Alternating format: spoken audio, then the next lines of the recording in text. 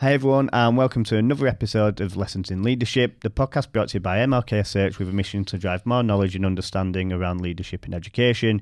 My name's Steve Lyons, and as always, we'll be digging into our guest's background and journey into school leadership, his thoughts on the landscape of leadership recruitment, and also gathering some of his top tips for any aspiring leaders in education.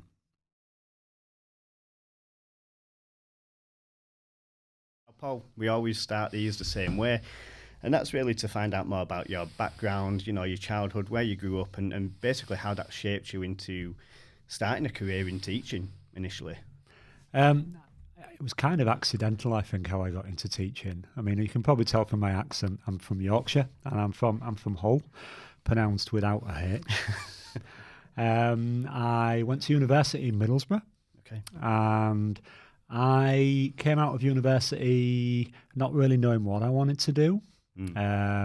My brother at that point was working for quite a good IT firm in London, so I kind of had the idea that I would go off and look at technology and how technology, you know, could improve the lives of people in the future and how things all interconnected.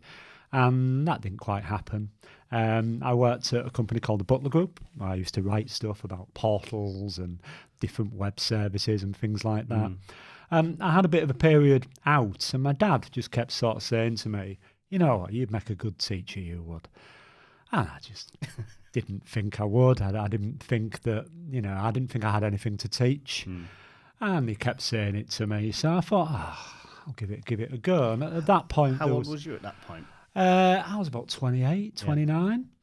And there was two routes, really. One of them was to go the university route. So I went and met with a guy called Doug French, who was in charge of the maths kind of PGCE programme at Hull University. And I got accepted onto that. But there was also a direct route. I've never really changed, but I thought, right, well, I'll just check out what the probabilities are. So I wrote a letter to every single school in the city.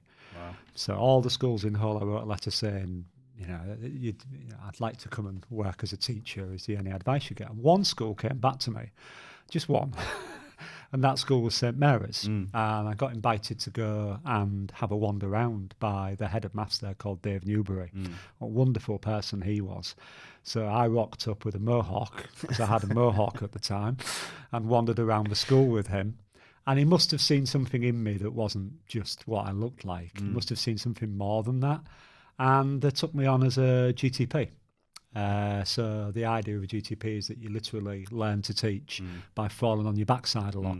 So instead of it just being academic, it was purely practical. You actually got in front of kids, taught lessons, found out if you could do it or not. It was really good. I'll never forget the first lesson I did in front of like Dave with kids in front of me. The feedback literally was, you can't teach. Got no idea what you're doing, but you can hold kids' attention with just that sense of personality that you've got, and that's something that can't be taught. We can teach you all the rest. Yeah. And just to dial back then, so, you know, before you got to that age, which is quite late for teachers, you know, a lot of the time sort of mid to late 20s, what was your impression of school when you were young? Was it an environment where you enjoyed school and you thought, you know what, I could definitely get into a career in this environment because I enjoy my school years? Or was it completely the other side of that coin where it was, you know, I hate school and I could never be a teacher, for example? I was in kind of in the middle in everything. I was in middle sets for things. I wouldn't say I really enjoyed school. I got into sport quite early, and I couldn't play rugby, and I was awful at football, much to this disdain of my father, who I think he thinks he was a professional footballer, but he played for like Preston Road Amateurs or something. But I realised I could do something through running, and it made me realise you can improve yourself and get better at things. And by applying myself, I got, you know, I probably hit my capacity in school. But then when we got to sixth form, we got to go out and do work shadowing. And Sado here, actually, I went and work shadowed a maths teacher when I was 16. And I thought I could do it because it wasn't the content, it was more the interaction and the you know, yes, you have to get kids to improve their knowledge an understanding of quite difficult concepts and topics, but you've also got to have something more about you than that. And the person I went and shadowed was a phenomenal teacher, and that stuck with me, that you could make a difference somewhere. So oddly, I'd always thought about it, but I'd kind of decided that wasn't for me because that would be silly. But yeah, I don't think I'd be able to do it until I tried it and could. Yeah. Do you think that's like a perception thing? You know, because I think back to my school days, and neither me or my friends would have ever said, I'm going to be a teacher when I'm out. It would have just been really uncool to say that, for example. Do you think there was a perception there until you actually went and did that shadowing and thought, you know, I could probably do that, but I'm not necessarily going to do that? Yeah, possibly. I mean, there's some of the classic movies that you've got teachers in and things like that. But I mean, when I was coming through university, the options were really tech. And just before the bubble kind of burst in the late 90s, that seemed to be what most of my friends were doing. They were creating websites or things along those lines. Almost because we was a generation that grew up, you know, I think we were probably the first generation that grew up in our bedrooms, you know, tapping away on computers and things, that being social and in front of people, that was the bit that I didn't think I'd be any good at until I stood up in front of kids and realised I was naturally okay being able to stand up in front of people and do that. But I'm probably quite a shy person otherwise. So yeah, it was quite a surprise. I think it is. I've seen many a teacher in my day have all the practical skills and really struggle to stand in front of children. It really is. The first time you do it, I mean, again, coming back to Dave Newbury, at the end of that lesson, he said, now you never need to see that class again. And it does kind of ease your mind, because now you do it all the time, day in, day out. But that first time in front of a class, and it is random in terms of the variability of what can happen in that room, is really, you know, really nerve-wracking. Yeah. But yeah. Tell us about your first role then. So you did the GTP, right? And then tell us about getting into that first role. Where was that at, and sort of what were you doing there? Yeah, so I did my GTP at St Mary's. I was there for a year.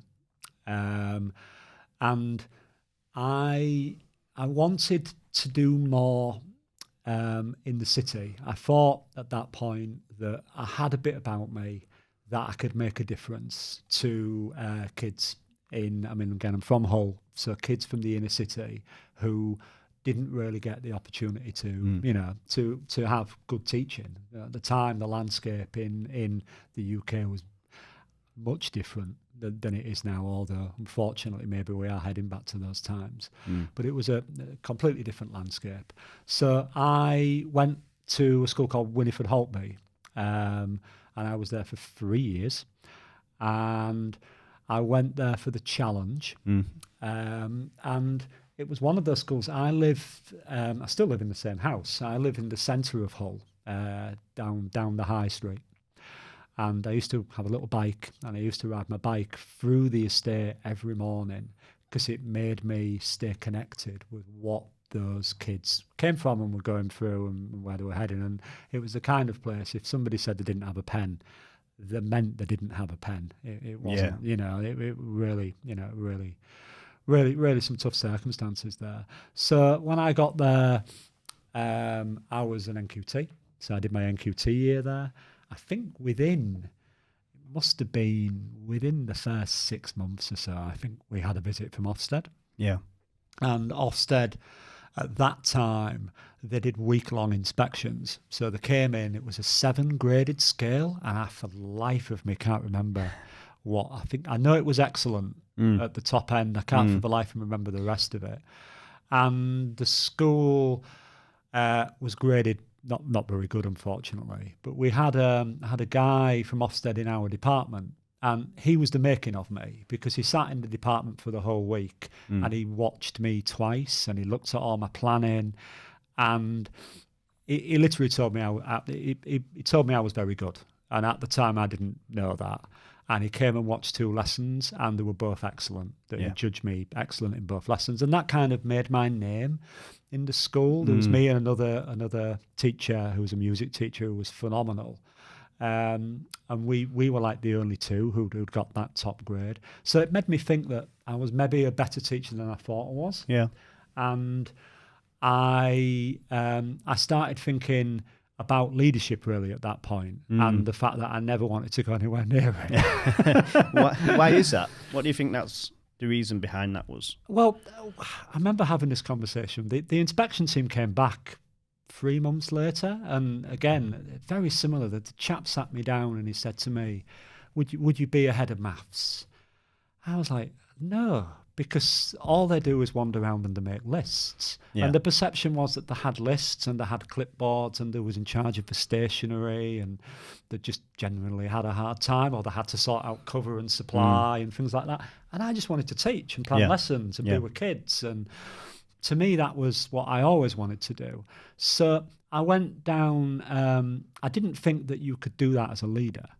At that point, I thought it was a straight choice between I stay in a classroom and I teach kids and I enjoy myself, or I end up not doing that and being in charge of stuff and feeling the pressure and the heat of things. And the OFSTED inspector at that point was kind of saying to me, no, the landscape's different now, that the leadership is leading towards that. And I wasn't sure. And at that time, there were still advanced skills teachers. Yeah. So I started thinking about being an advanced skills teacher and the ramifications of how difficult that would be to go about it. So I left Holtby. I'd been there 3 years. I really enjoyed myself there.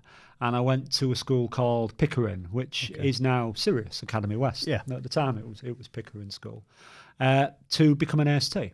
There was an AST already there called John Sherwood.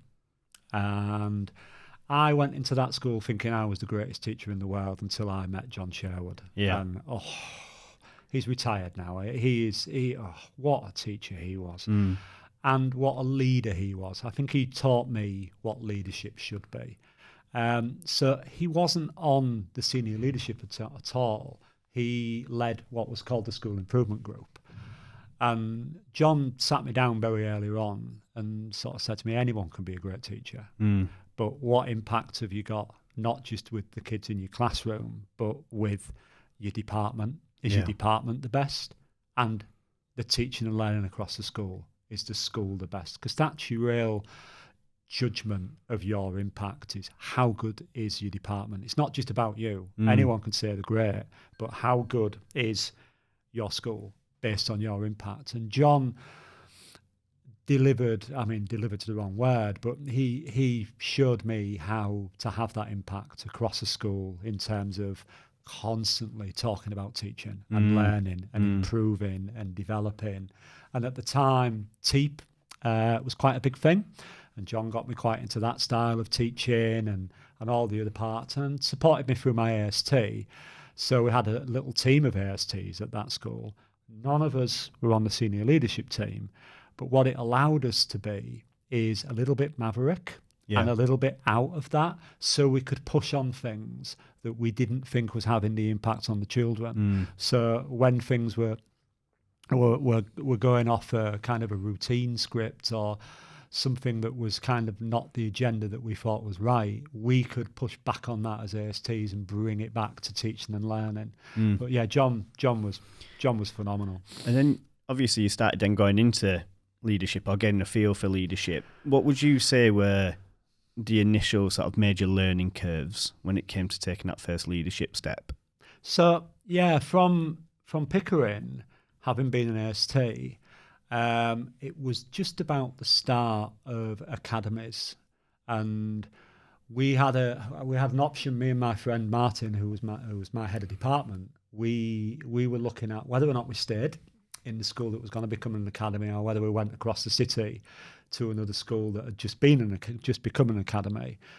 We took the option to go to the other school because the head there, Andrew Chubb, he had set his stall out to have an AST in charge of the maths department and an AST in charge of the English department, quite to the consternation of people. But his argument was very similar to that Ofsted inspector back at Holtby. He wanted the person who he thought had the most impact on teaching and learning in charge of that department.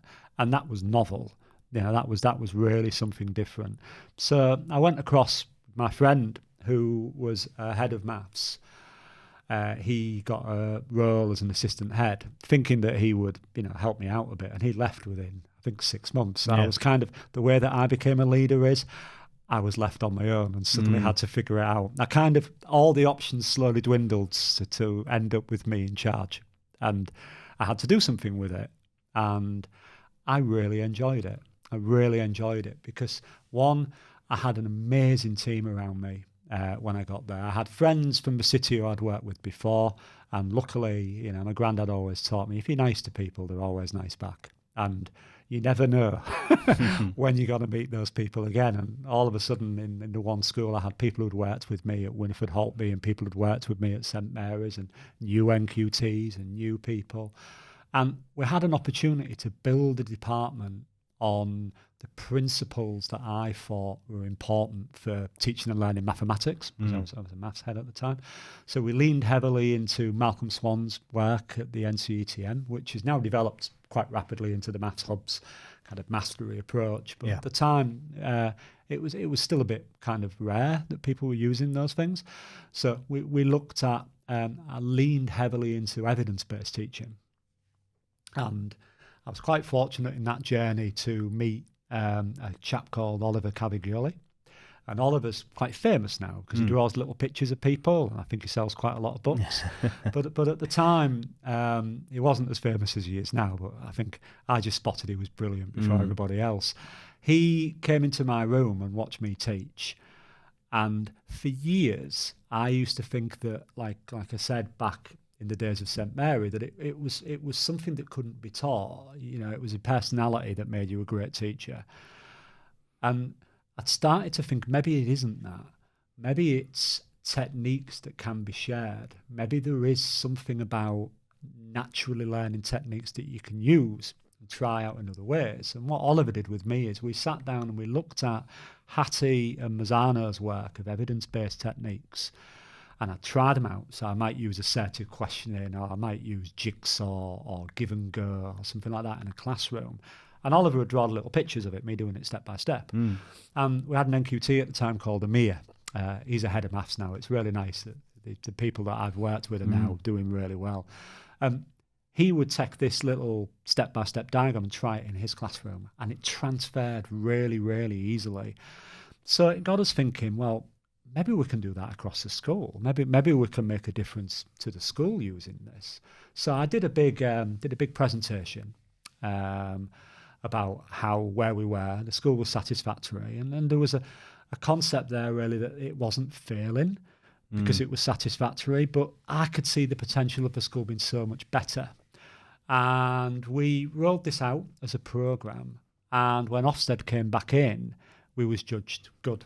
Across the board, mostly due to that large amount of impact that we'd done there. And that one gave me the confidence that actually to improve a school, it's not lists and all the things that I said before. It is all about being a quality teacher first and knowing what makes teaching and learning work, and then being able to share that and imply that to other people so they can run with it. And that was my first taste of leadership. It wasn't management. I think there's a distinction between the two. It was leading people to a shared goal, but they also have to be kind of part of that. Yeah. That's the kind of important thing. The culture needs to come with you, really. And did you find there were any obstacles in that? Because obviously there's people's different perceptions, there's people's ways of working that they might have used, for any given amount of time. Did you find there were any obstacles in bringing people into that, or did you just surround yourself with like-minded people to try and instill that change in direction? That's a good question. I think at the time, my wife will tell you this, it's the one time she really thought that I was an absolute idiot. And she's right. I think there's many times she's thought that. But I worked with her at the time, and she's the most honest critic you can have. But I thought leadership was about me, and look at me and look at what I'm doing. And I learned very quickly that that's the worst way to lead, in that it really can't be about you. There's no bad teams, there's only bad leaders. And a leader that is thinking it's a reflection of my success, the fact that this is there because I'm so great, is completely missing that actually really good leadership is influence and people being alongside you. And most of that is about you getting out of your own way. And in the maths department there, I had 2 really great NQTs and then a third one. And I realised that they knew more about things than I did.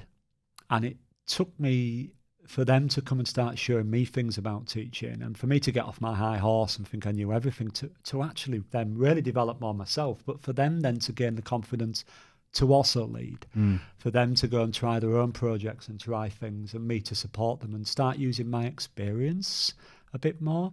So yeah, there's always an obstacle of change. There's always an obstacle of belief. But a big part of that is, how do you inspire and enable people to believe that they're good enough to be able to make those changes? And again, I think that's the difference between leadership and management. Yeah. You know, I've been lucky to have worked with some really good leaders. And when I think about it, the key component they've all got is that they got out of their own way and you felt very comfortable around them. And the bad leaders that I've worked with, it was all about them. Right, okay. Yeah, makes sense. So let's fast forward to then, obviously you were there and then you ended up sort of being a founding member of the XP school. We've got one more place to talk about before that, actually. Go on. The XP story is not correct or not the right trajectory until I kind of fill in a piece in the jigsaw in the middle of that. So looking at the way that education was going, and from the foundations of the city that I was in, one thing that rankled me a bit, and again, it doesn't really now because it is as it is, but a lot of children at the school I was at weren't going to pass English and maths. Right. And they wanted to work with their hands, and they wanted to work with their minds, and they wanted to do different things. And I thought the curriculum was missing them in some way. Yeah. It's gone full circle now. I think curriculums have caught up with this. But at the time, there was something missing in that ingredient. And also, you had like little factories. So you had like a maths factory and an English factory. And I'd sit and think, but I don't think like that. Yeah. I don't have a little maths part in my head and an English part in my head and a history part in my head. They're all connected. So there was something missing. So I was looking for something more than that. And I stumbled across High Tech High at the time. And High Tech High is a very, very, very successful school in the US. And it's purely built around project-based learning. Yeah. And we'll unpack that a bit more in a moment, because there's a lot more to project-based learning than just kids do projects. But it's simply built around the fact that kids who produce really beautiful work that they are proud of, that actually might be difficult to do, it completely fundamentally changes them inside and out. Yeah. In terms of their character and strengths and beliefs. And I could see that. And I wanted to try and experience it. So there was a school in Hull that Hull College was sponsoring called the Studio School. Oh yeah, I remember the name of that school. Yeah, yeah. There isn't any anymore, and I think there's reasons for that, because it was really hard. And the big part of it is that they looked at building a project-based learning curriculum. It was a 14 to 19 school, which probably didn't help that kids had to go there and risk it. And I was appointed as the vice principal, so I had an opportunity to look at leadership at that role. And the head at the time, bless him, he was a really enthusiastic character, but within the first 2 weeks of the school opening, he went off on long-term sick. So I was left with a lot of children who'd chosen that school. And I just felt it was my moral imperative to make it work. So we sat down with Hull College, we looked at the risk and mitigations, but I wanted to make the curriculum work. So never tried project-based learning before. I sat down and thought, right, how do I give these people the confidence that they need to go and, to make this work? So we put together a project called About Me. And the idea is that they would design some form of presentation where they would then present it to employers coming into the building, where they would show themselves, because it had the idea of the studio schools was that they were connected to employers in the city. So I invited all the employers in the city in.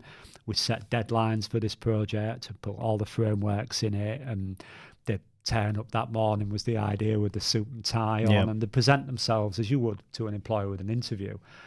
Now, obviously, this was a 4-week project, and I learned everything you could probably learn about projects within that 4 weeks, because it probably wasn't until the morning where the panic really set in, that they realised that they were going to be standing in front of these people, but also the panic set in to me, because I'm sat there thinking, they're really not prepared for this, and this is all going to backfire. And again, your ego's in the way. I'm going to look like some idiot that's took this punt trying to do this. So anyway, I remember going and buying a tie for one of the lads and getting some lad a shirt and all of this. And then, as soon as the employers walked through the door, the difference in the kids was unbelievable. Yeah. The fact that it was an outside audience and not just me, Boggins teacher here, but an outside audience to them coming in to them. Well, they were unbelievable. It was amazing. And it stuck with me that not only was it possible, but actually giving kids an opportunity to shine and giving kids an opportunity to stand up without you micromanaging it, by getting out of the way. Kids are like unbelievable. It blew my mind. We actually had my wife came to work for me, and we didn't tell her, because 3 days later, after she'd done the interview, she was in charge of the project side at that point. Michael Wilshaw was head of OFSTED, came and visited. Oh, really? And the kids did exactly the same thing. Wow. We just went and hid in an office and left the kids to it. So the kids did it. The kids did anybody who came in, they ran all the visits, they did everything. We just got out of the way. And it taught me that project-based learning was really, really powerful. There was flaws in it, academically, in terms of being able to get the right content there, that I think we've ironed out, to be quite fair, with my experience with XP. But my first experience of project-based learning was that. It's the belief in the difference that it made to kids who could suddenly stand up, put a tie on, and blow your mind in front of employers. It really was successful. Yeah. Well, that's quite inspirational. I mean, I imagine the satisfaction you get from that, as well as you've been working on that project, and it's even a short-term project like that, and then the pupils themselves, the students, go out and do something that blows your mind. Is just you don't. I mean, again, I can talk about some bits with XP later on, but when I've watched other people do it, sometimes when the projects don't work is when they haven't experienced it working, so they don't believe the kids will pull it off. And I guarantee they never look like they're going to pull it off until the very moment when they're doing it, and then you're like, oh wow, that's amazing. But we have a tendency sometimes as teachers to think it's still about us, coming back to what I said earlier, and that doesn't work when it comes to this. The whole point is that the kid stands up with their work, whether it's good or not. And if it's great, they explain why it's great, and if it's crap, they're still stood with somebody that isn't me or their parents, because they can wangle the way around me and the parents, but they're stood with the guy who's in charge of BP with a crap piece of work that they've had 4 weeks to do. And the BP chairman's saying to them, well, what happened? Guess what happens there? They don't hide under a table. They're very eloquent, and they explain, well, I wish I'd not done this, and it won't happen again. And then the next time they do a project, they know that somebody from BP might come in and stand in front of them, and guess what? The work is stunning. We all learn from our failures. The idea that kids can do one piece of work and it's brilliant is one of the flaws in our schooling. Leading into project-based learning at XP, one of the key things in project-based learning is the idea of multiple drafts. That kids will try something, will critique it, they'll have another go at it, will critique it, and eventually you end up with something rather brilliant. but you don't do that first time. No. We all know that. But for some reason, our education system holistically still has the idea that maybe you do. You produce the perfect essay on the first go. No, you don't. Sometimes it takes practice. And guess what? If you share that practice with other people and you have other students looking at that work with the benefit of helping you and being kind about that work and helping you to improve it, you have the benefit of mutual flourishing and mutual understanding and communication that helps that work really, really improve and develop and grow. So how long were you at the studio school before? It was a year and a half, the studio school. It had to close down, unfortunately. So I was there for a year and a half before I moved on. And then I went to, I wasn't very happy with one of the schools in Hull that was closing. I didn't like the fact that the kids there weren't going to get the education that I thought they deserved. So I went and did a year there, which was one of the great years of my life. I really enjoyed that. I just went and did maths, a bit of leadership there, but it was a really diverse community, Beverley Road in Hull. Yeah. Some of the kids there are absolutely stunning, absolutely stunning. I'm really proud of a lot of those students. That one thing that, again, to mention my wife again, but one thing that we really like, I mean, I've not been in the city for 7 years, but we keep bumping into people who we've taught, and they're all really kind. So it's always a nice thing to bump into an ex-student. They'll come and talk to you and tell you what they're doing. Yeah. They're not hiding from you, so they must be doing something right. That's good. Yeah. Yeah, and then, so you were there for a year, and then is that then when you eventually made the move to XP, or was how did that come about then? Because obviously, as I mentioned, I touched on it very briefly in the introduction in terms of it's very unique as a school and now as a trust. So what attracted you to that position there, or were you drafted in because of your expertise? How did that role come about? So it come about through a guy called Simon Brown. And Simon Brown worked for a company called Real Smart, and Real Smart were connected to Cramlington, and Cramlington was one of the de facto standards of great schools when I was developing as a teacher. It was always outstanding. The teaching and learning was cutting edge. A lot of the TEEP things had come from Cramlington. I was like a bit of a fanboy of quite a lot of the stuff that they did there. And I've met a few people in those circles, Martin said, and, Simon, obviously, and, a few people around that. So when the studio school was working, Simon came to visit me, and because I wanted a way to capture the portfolios of work of students. Yeah. And I wasn't that impressed with a lot of the products on the market, that I was looking at something digital that, in terms of when kids were doing projects, how could they capture the work and how could they capture the drafts? So we had something tangible that they could keep. So Simon came and did that with me. And while he was with me, he just said to me, "Oh, do you fancy meeting Ron Berger?" Now, Ron Berger is probably the grandfather of project-based learning. So he wrote a book called An Ethic of Excellence that he explained the idea of project-based learning in. Now, he was an amazing primary school teacher, was Ron, but he also was a carpenter. Right. So on a weekend, he used to build houses. Wow. And he used to have students come and help him build a house. And he realised that he could let them, give them the instructions, and they'd make amazing work. Wow. Because they were proud of it, because it wasn't his house. Yeah. It was for like somebody to come and live in. And the fact that it was real and somebody was going to buy it massively improved the standard of the work that those students were doing, that were helping him, because it was professional. So he started to think about that in education, and that's kind of what project-based learning was born from. It isn't just a fancy way of mixing like subjects together. The idea was that you would be a scientist. So you'd build a project around maybe go and investigating the water quality outside the school because something's not right there. And the kids would do that properly and put the report to the council, right, with the expectation that the council would take that seriously. So there was a lot of parts of Ron's work that I'd been studying as I'd been pulling together what I was doing at the studio school. And obviously the studio school was a baptism of fire. I had to do it fast. Yeah. But I knew it worked because of the environment it was in. So I went, yeah, I'd love to come and meet Ron Berger.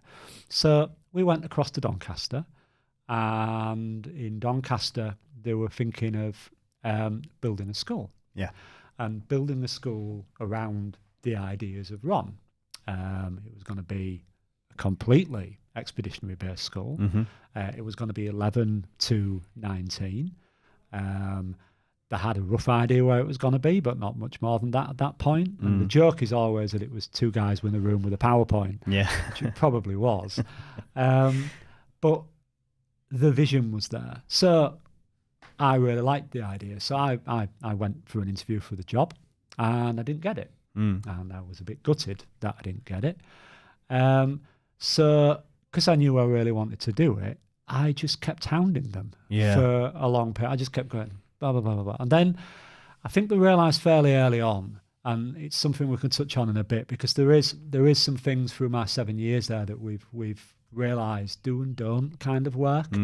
But I think early on they realised that maths was a bit of an oddball, and me being a maths teacher, that they wanted a little bit of my so-called expertise in there. So I kind of did a day a week in the very first year. Right. So I wasn't really a founding teacher, but I was there from day dot. Yeah. So I was there day a week for the first year.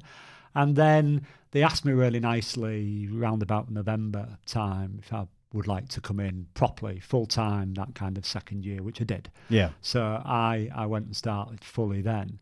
So we had in the first year just one year group. So we built from year 7. So we just had year 7, and then we had year 7 and 8 and 7, 8 and 9, and slowly the school grew. What was the sort of staff role looking like in that first year? Was it, and the second year, was it a very small amount of staff? Yeah. So the first year there was my mate Mark, who's what a fantastic teacher he is. There was Gemma. There was Martin, who used to get the train from Newcastle every day, which I still can't believe he did that for 6 years. Unbelievable. There was Gwyn, who's the CEO, and there was Andy, who was the head, and what a leader he was. And he mostly taught at that point, and he had a crew. And there was Nicola, who was Andy's wife. Yeah. So she did Spanish, pretty much. I'm hoping I've not missed somebody here.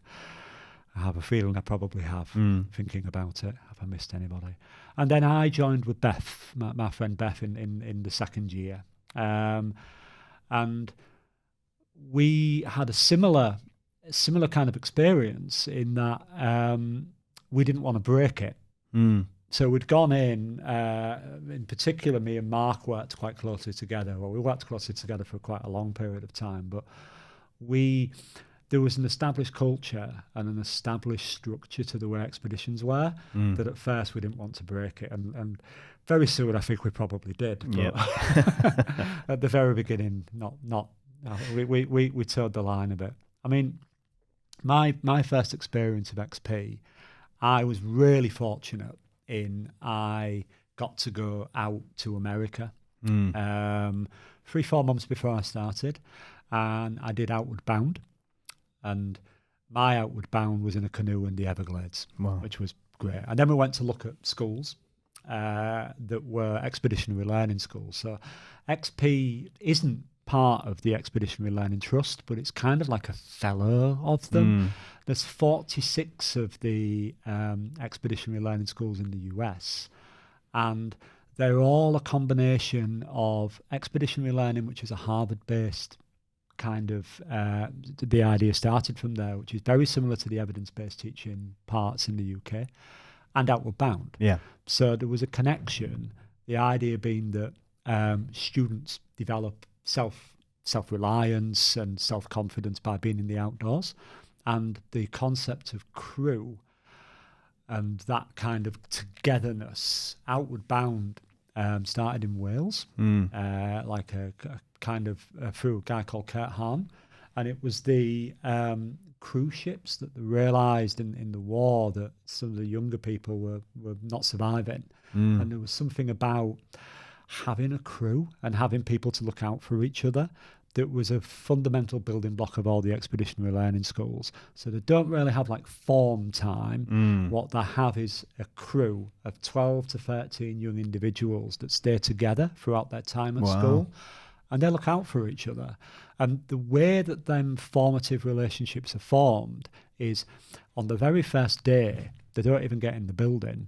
They come to school with their bag packed and they get on a bus and they go to Wales and they spend a week doing Outward Bound together. Wow. Just in that little crew. Yeah. And as a crew leader, you go with them. So I did my first week in Wales with them all. You walk up a mountain together, which is quite amazing. And the kids look out for each other. They don't leave anybody behind. They don't steam off. They help each other up the mountain. And you get to the top of the mountain all together as a crew. And that metaphor stays with them through the 5 years. How do we get everybody up the mountain together? So maths is your mountain. PE is your mountain. Being self-confident in front of others is your mountain. How do we get everybody to the top of the mountain? How do we collectively help each other? And it's that as much as project-based learning is a magical thing done right, it's the culture of crew and the culture of each student helping each other and working with each other that I think is the real difference with expeditionary schools. Yeah, that sounds amazing. Did you, because you mentioned the pupils there doing that, which I think is amazing, did you do anything along the same lines with staff in the schools? Because obviously you're I don't know, giving a platform to students there to become leaders in their own right, having that, group of them together doing different challenges. Did you do anything internally as staff where you could support each other in that way as a staff? Yeah, so, I mean, again, the same idea of crew. Anything that works for the kids works for adults. And we have the same kind of structures, so that there's a staff crew where each member of the staff looks out for each other. So in those early days, we would cover for each other. So we never had any supply teachers at all, because we'd all just cover and look out for each other and help each other and work together. And, I mean, my story there, when I first started, I worked with Mark. And bear in mind, I was an AST. I'd been an acting principal. I'd been a consultant.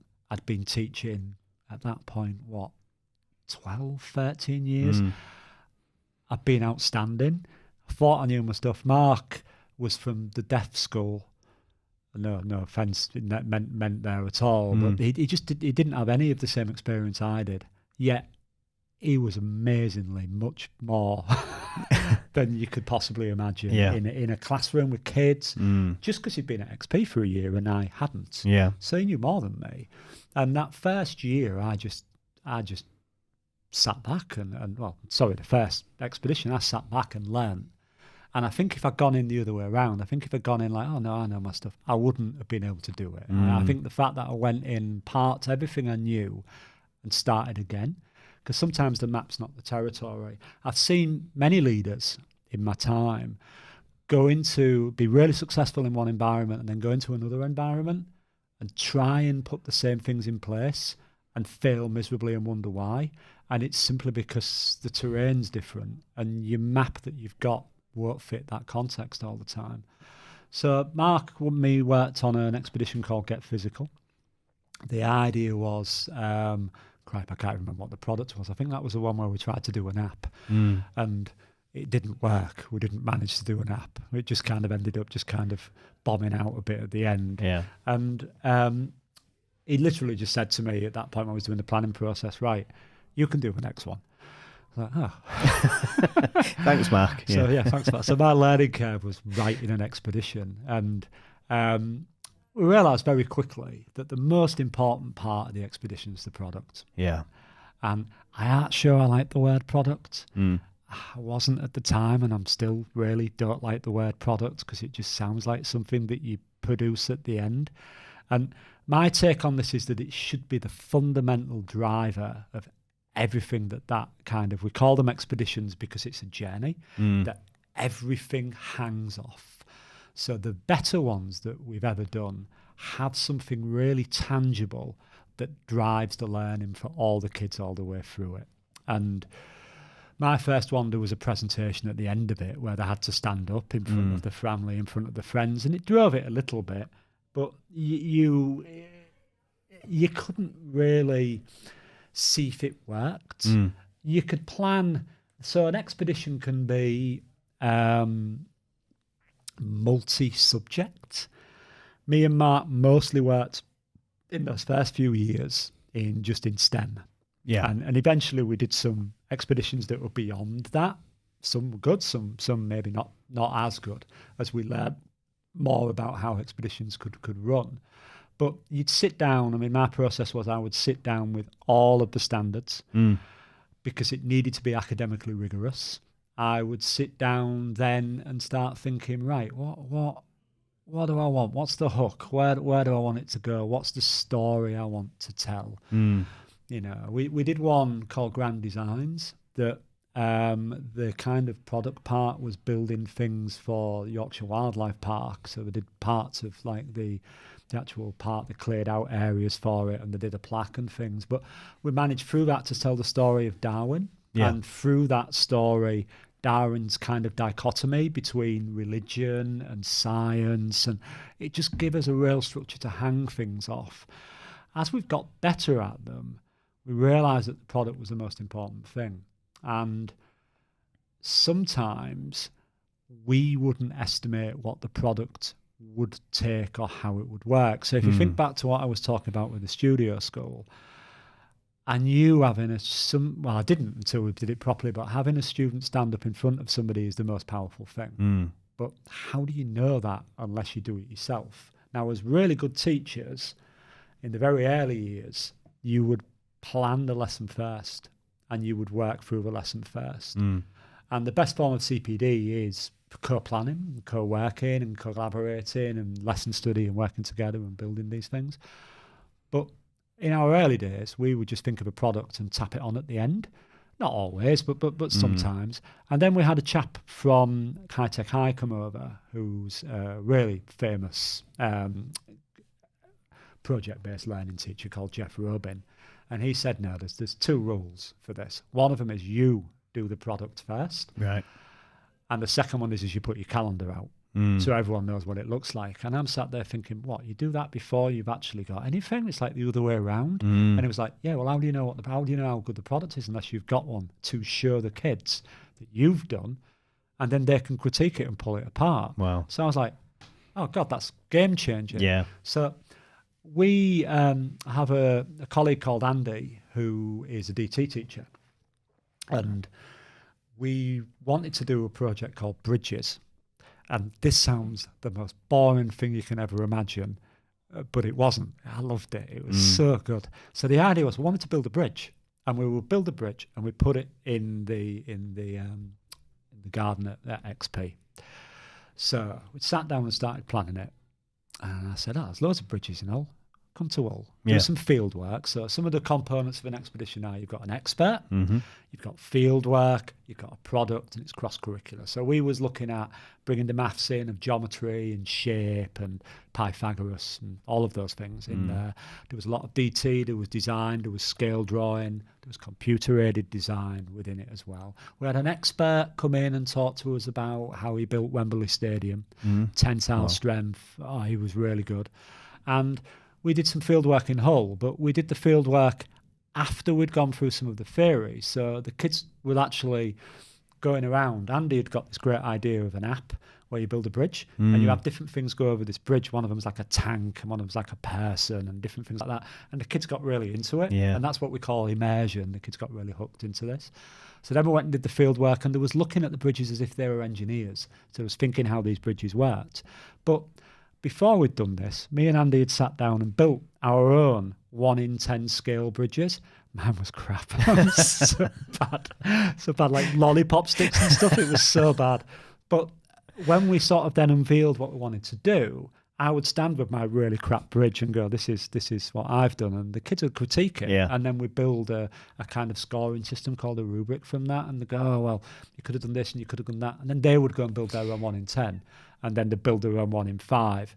And that just puts so much more substance into an expedition.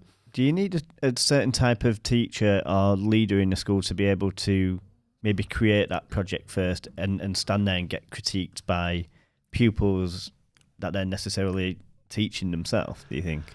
Yeah, I think that's a very interesting point. I wonder as well with the model in future iterations if people sometimes confuse time with the actual substance of doing that. But the most important learning curve I had was doing the project first, and then being understanding critique in a way that it helps.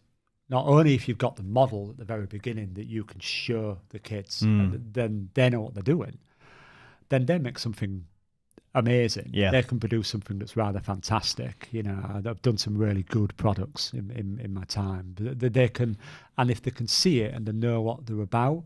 I did an infographic one about World War One, which was one of the first kind of really multidisciplinary kind of expeditions that we did, me and an English teacher there at the time.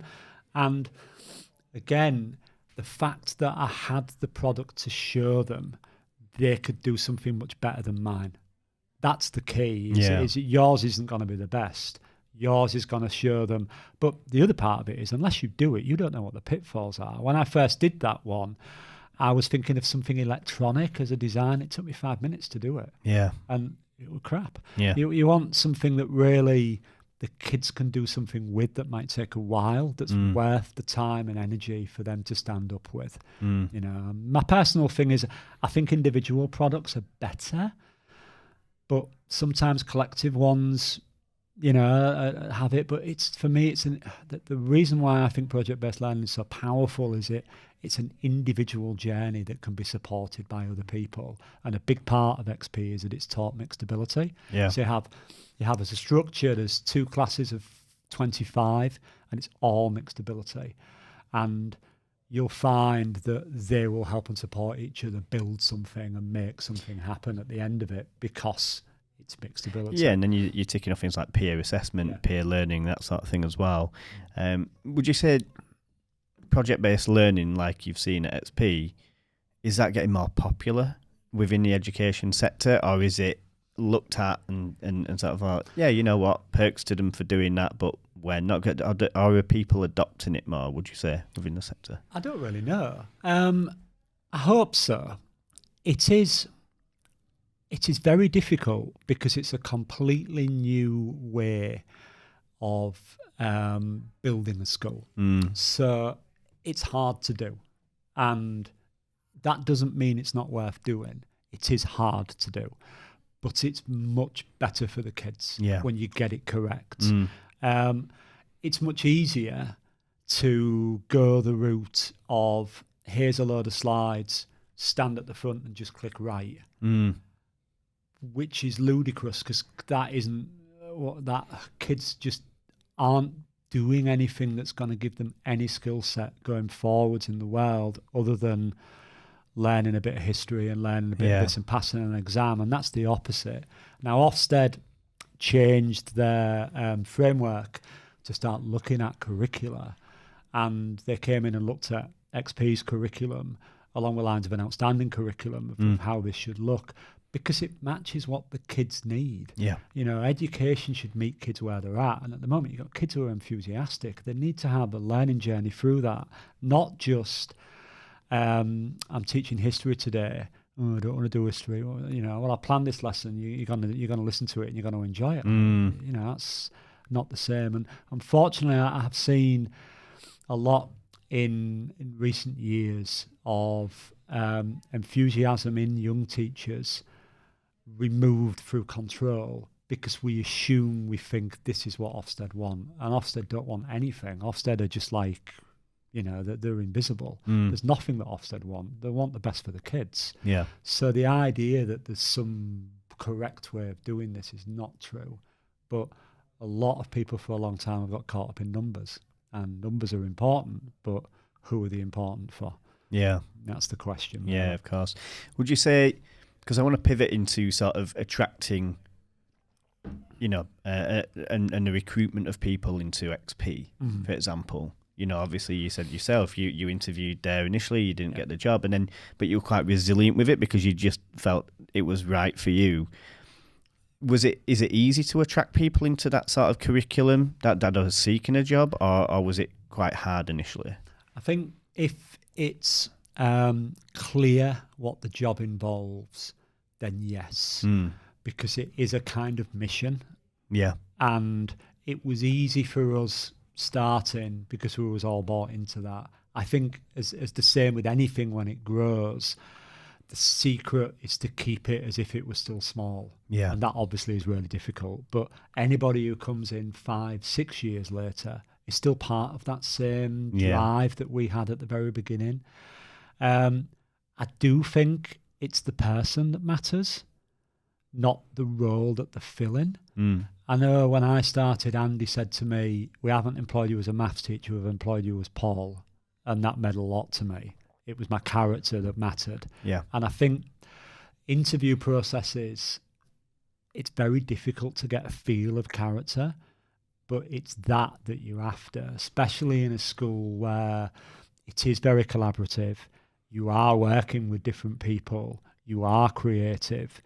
And it's very transparent. There's nowhere to hide at XP. You have to be open and share. And that's not for everybody.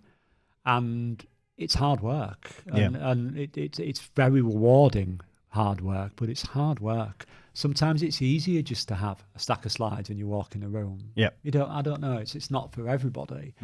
And part of the processes of growth is that those people who are established in project-based learning is to help people upskill quickly with those skills to make their lives easier. Based on that, would you say the interview process is different at XP, or is it based on how it generally works? Because obviously you might be looking for something different, but does that dictate the process of how you might have found teachers that you wanted to recruit into the school? So my interview was presenting a portfolio of my work, because at the time we didn't have any kids, so I couldn't show what I was like in front of kids. And we weren't really looking for fill-in specific roles. So as I say, I wasn't really going for a maths teacher role. I wanted to work at XP. So I presented a portfolio of what I'd done in education before then. I liked that. I thought that was a really good test of who you were and how it worked. I'm trying to think. We've interviewed recently, but it's been, I think maybe there's the trap of falling into doing what everybody else does. So, in interviewing maths teachers, the normal routine is always the teacher lesson. You judge the lesson. The one thing that is excellent at XP, and they do that at many other places now, is that the kids also interview them. And you get feedback from the kids, and you get feedback at the end of a lesson as part of that before they get to the real interview proper. But it's still an interview. I mean, I've just done an interview for HMI, and that is rigorous. I mean, one of the things in teaching is it's done and dusted in a day. Yeah. I started the process of HMI, beginning of October? I'm still and you're still in the process. I'm still in the process, bless it. Yeah, fingers crossed. Yeah, bless it. But that is really rigorous. They're really finding out, have you got what it takes? And I don't know the answer to that, because you do need to have, I mean, again, is the answer some form of way where you've pre-screened, you have the talent, you know what people's backgrounds are, you know that they're flexible and creative before they walk into that interview? I think it probably is, more than there's a job available. Because every school at the moment, I mean, the current circumstances are that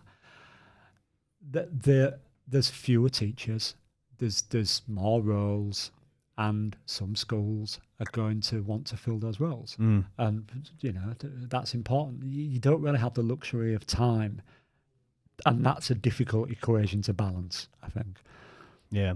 What do you think those major challenges, and let's say we take, leadership, for example. What are the main challenges, do you think, when it comes to leadership recruitment at the moment? Again, it's getting the right person with the right fit in the right environment. I've worked in a few schools where they've had people come in who look good on paper because they've done this and that, and they're in the middle of Hull. And obviously it's not going to work because they might have worked in Scotland, or they might have worked somewhere else at some school that just isn't Hull. You know, you need, first and foremost, the most important thing that any leadership or any leader or anyone who's working in education needs to remember is that the kids come first. That's the numero uno. Everything you do is for the kids. Whatever the school is for the kids. It's not about you. It's not about what the trust is. It's for the kids. The trusts are built around kids to help kids level up. That's what they're for. So the biggest challenge is finding people who put that first. Yeah. You know, and quality at the moment is really still high. You know, a lot of the young teachers that I've met are fantastic. I mean, the quality of what they get through university or through the routes that they come in is really, really good. You know, the challenges that they're hitting when they're hitting schools, sometimes I think is rewinding back again, where because it's difficult staffing, it leads to problems certainly in the schools in my city in Hull. There's behaviour issues because of that.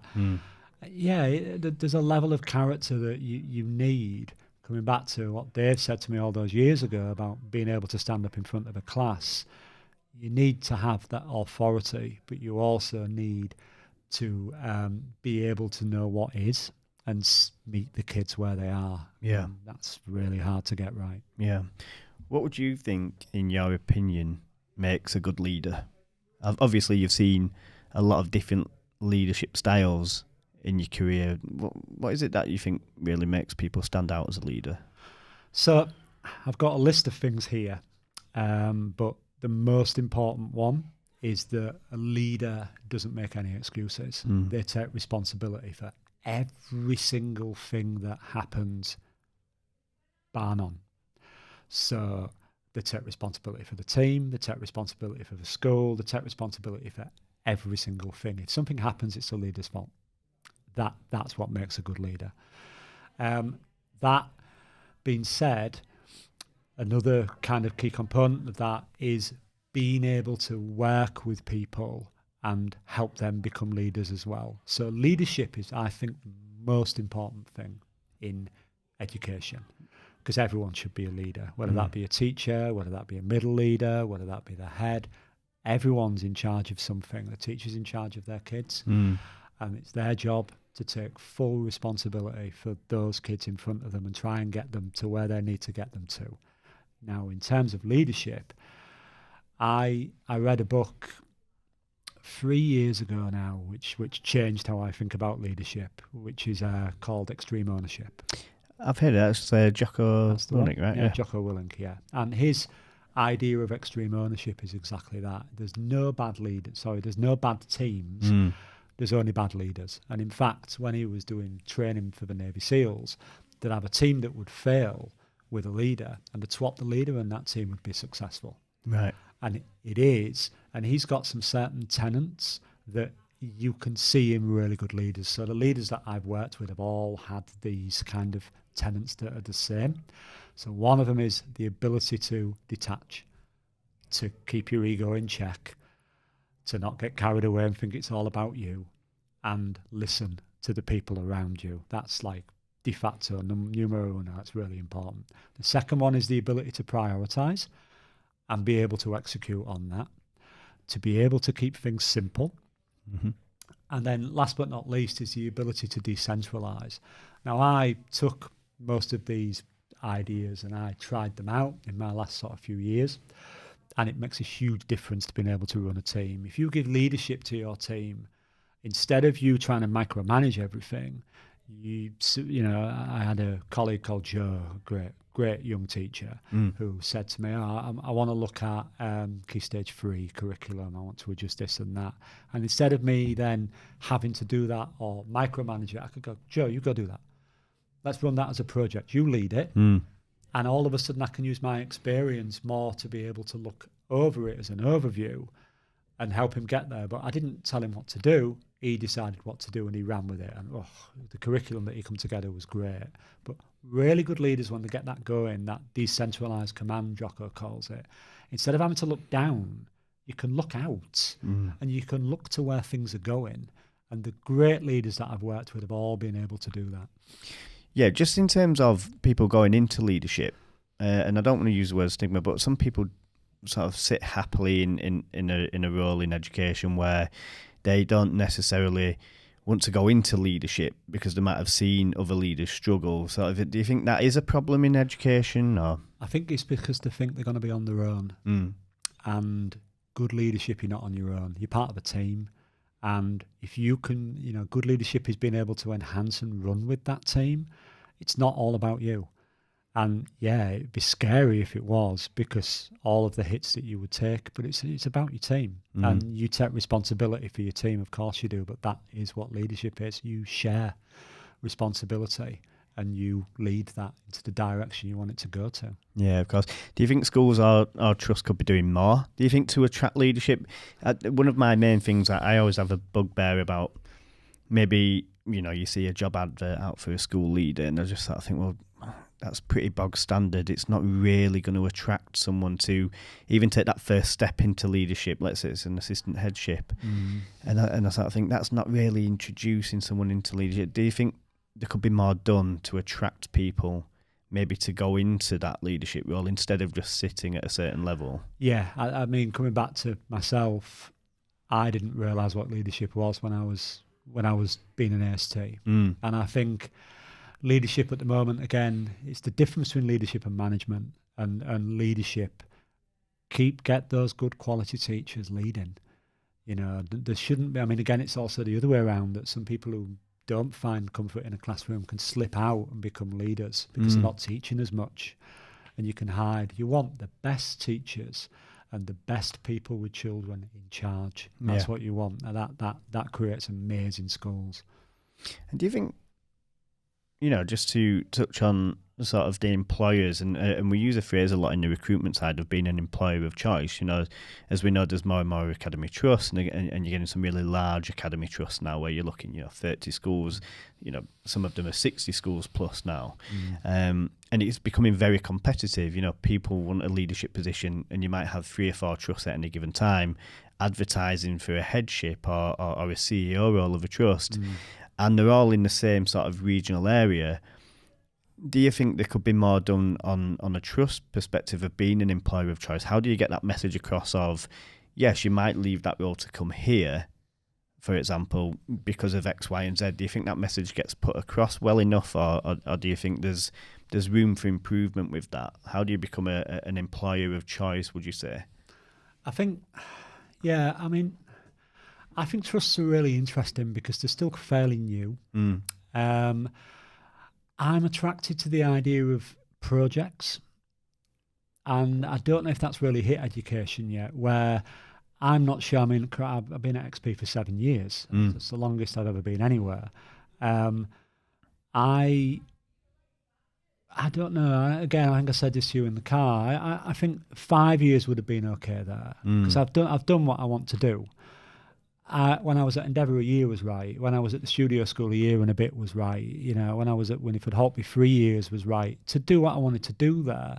And I wonder sometimes if that's not the shift in landscape. So you're looking at somebody to come in and investigate the curriculum and not sort out, it's the wrong word, but work with a school to embed and improve upon and build a curriculum that's more cohesive, more cross-curricular, more embedded with project-based learning. I mean, that's not a year job. That might be a 3-year job, a bit like football managers almost. And then maybe once you've done that project, you might go somewhere else. So I don't know whether or not that's maybe something in the thinking, that you're not looking to go somewhere permanently, because nobody really does that anymore. I mean, when I first started teaching, they did. At St Mary's, the teachers that I worked with had been there a long time, and they were great. They were the school. They were the established thing. That isn't really it now. It moves around. And really good teachers and leaders probably could gain a bit of independence that way, in being marketable by going places and doing a project and it being successful, and then having the opportunity to go and do other projects. You're only as good as the projects that you do, Yeah. not your CV that says I've worked here and worked there. I don't mean you can do the thing that you're going to go into that school and make an impact with.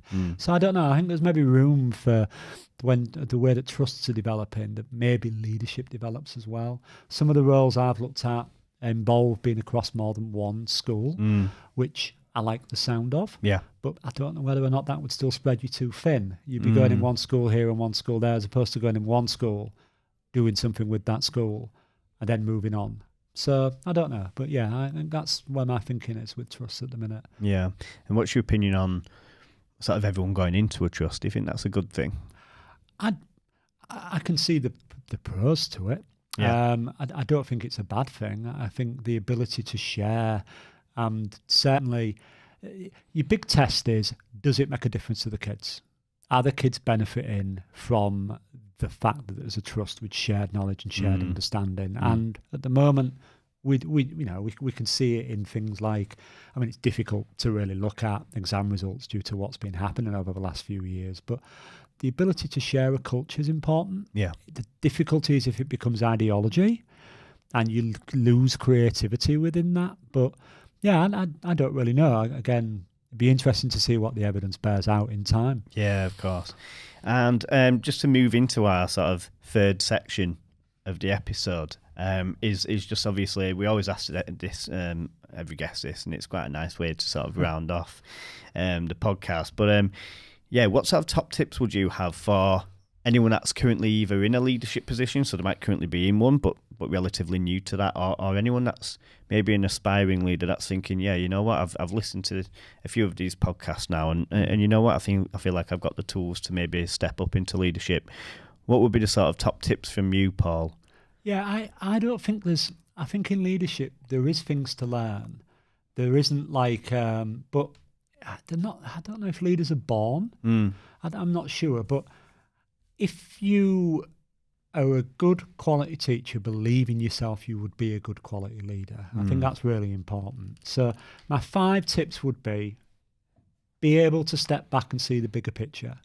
So get out of your own way, see what's going on, not just in the context of your own school, but in the wider education landscape in the UK. I mean, at the moment, there's a reason why some children might be struggling. And it isn't because your history lesson's boring. It might be because they can't afford to actually, eat. Yeah. There's big issues going on in society at the moment, and it probably is going to affect them getting an English GCSE. Yeah. So I think that's very important. The second thing is be able to trust people on your team.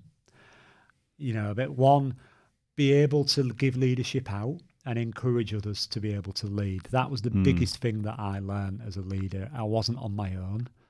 And for a few years, I thought it was on me. And the difference it made when I realised, actually, he's better than me. And I found that I built a team that actually all my weaknesses were covered by people who were better than me in certain areas. I think that's important, is to trust people to lead themselves and let them build and bring things. You don't have to be the one with all the ideas. Yeah. A team's a team, and guess what? That generally works much better than just you. Yeah. Third one's being able to keep the main thing. Yeah. So over the last few years, first priority was making sure our curriculum worked.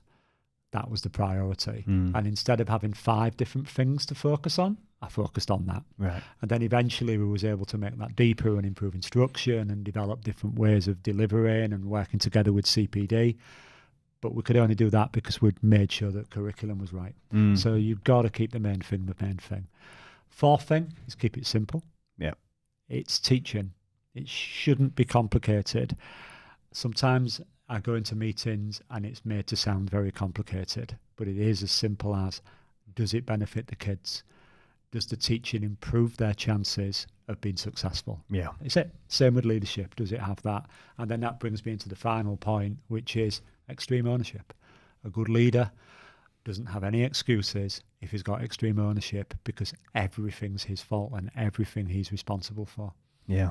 No, it's a really good point to round off on, and that's quite a popular book as well. So I'm sure people have heard that messaging before, but yeah, definitely worth considering, and if you've not read that book, definitely read it. It's really good. He's done a few TED Talks as well, right? Done a few TED Talks. I mean, the Extreme Ownership's a great primer.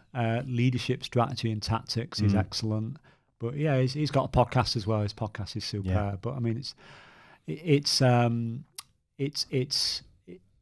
distilled from some leadership things that have worked in the heat of the most toughest circumstances. And what's good about it is that he's taken that and tried it out in different settings. So it's not just in battle. He's tried it in different companies and big, multi-conglomerates and education and all sorts of different things. And the work, that's the thing. Fundamentally, those principles are sound. Yeah, perfect. Well, Paul, listen, thank you so much for coming over today, jumping on the show for us. I'd love to get you back on as well when everything works out with the HMI and you've seen that side of education. I'd love to get you back on as well and sort of unpack that a bit more and seeing that from the other side of the coin. But it's really great just to hear so many inspiring points, particularly around leadership and actually having the guts to go out and do something different as well within the education sector, which is not always easy. So, I appreciate that. And I'm sure a lot of our listeners will hear that and think, yeah, you know what, I've never even considered doing something like that within my own classroom or within my own sort of leadership style. So, someone that recruits leaders and speaks to leaders a lot of the time, basically every day, it's just invaluable knowledge from having someone like yourself on the podcast and learning from yourself. But and finally, just to our listeners as well, thanks for listening to this episode again. If you like listening to this podcast, definitely look at our Spotify and our YouTube channels, subscribe to them, hit the notification bell as well. And if you're on LinkedIn, we'll be putting snippets of this out. Obviously we have video technology these days with podcasts, so we'll be putting the snippets out and with the links to the full podcast as well. But once again, Paul, thank you so much for coming on, and I really appreciate your time. Thank you very much.